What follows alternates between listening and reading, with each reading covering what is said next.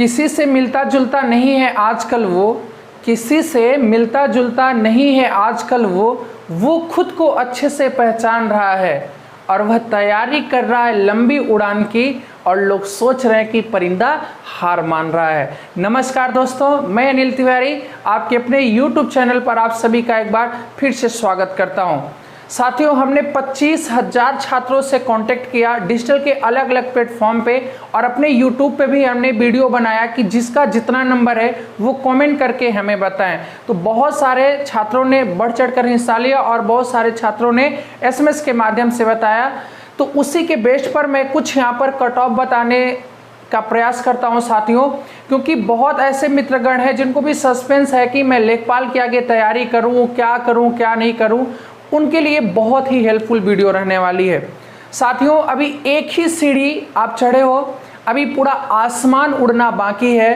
तो ये वीडियो आपके लिए बहुत ज़्यादा हेल्पफुल रहने वाली है ऐसे छात्रों को जो सस्पेंस में पड़े हुए हैं कि कितना मेरिट जा सकती है, हमें तैयारी करनी चाहिए कि नहीं। तो साथियों, सबसे पहले मैं बात कर लेता हूँ कि नॉर्मलाइजेशन होगा कि नहीं।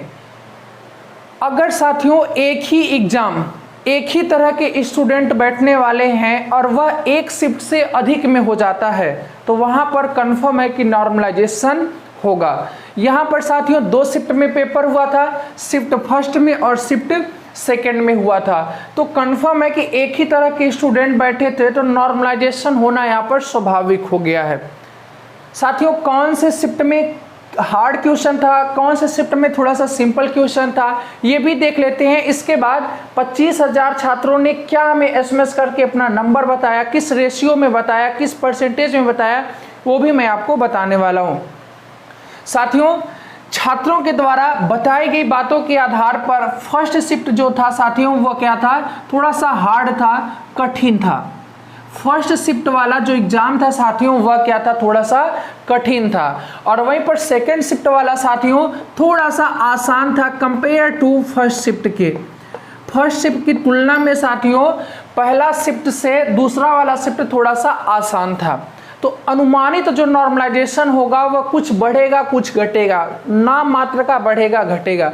तो अगर मैं फर्स्ट शिफ्ट की बात करूं साथियों तो यहाँ पर +2 आपका नंबर बढ़ सकता है और सेकेंड शिफ्ट वाले अपना -2 कम करके ही आकलन करें।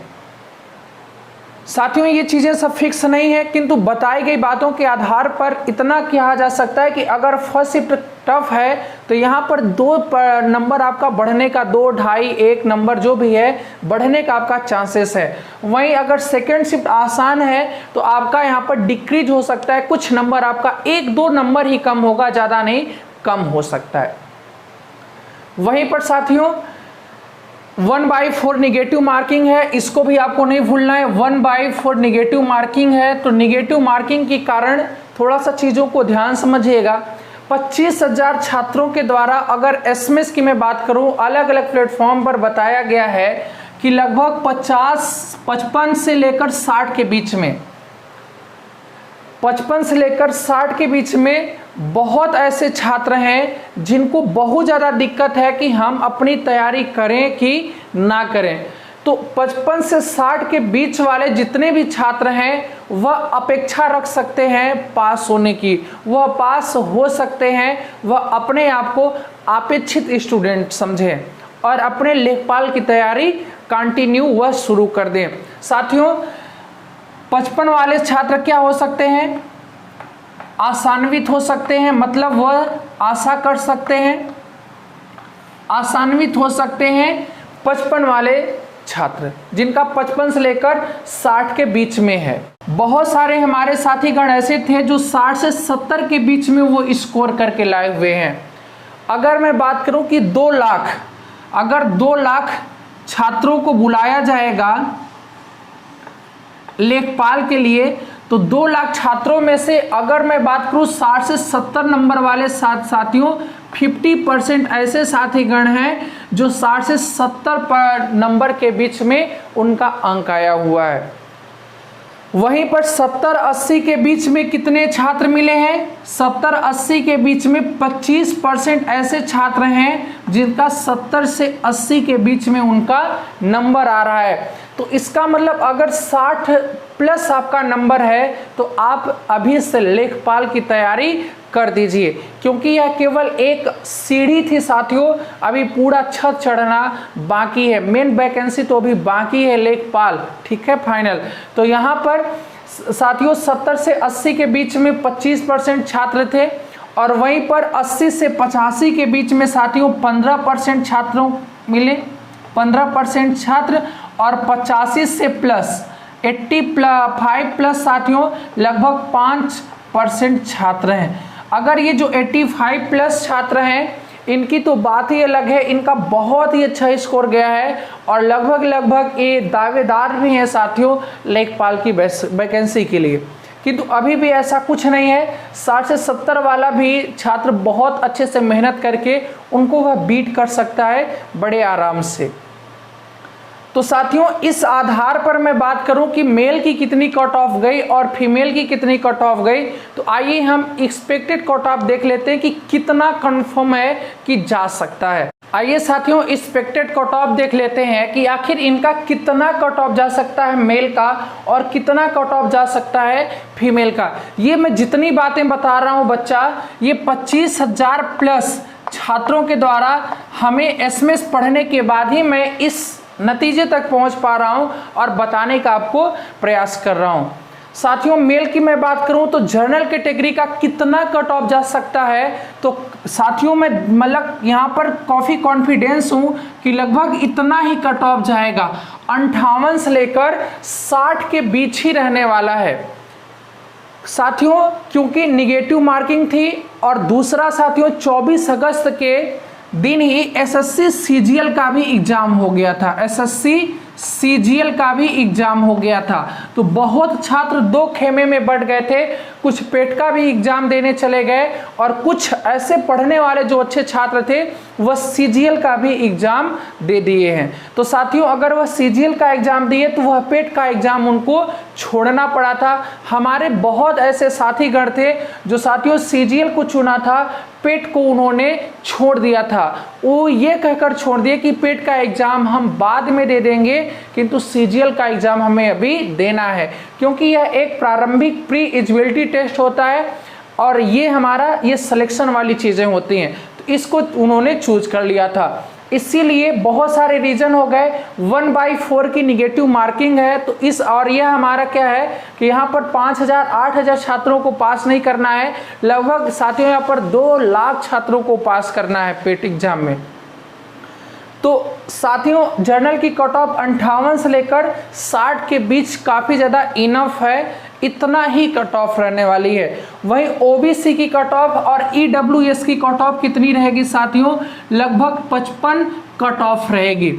ओबीसी और ईडब्ल्यूएस की कट ऑफ कितनी रहेगी साथियों, लगभग 55 कट ऑफ रहेगी।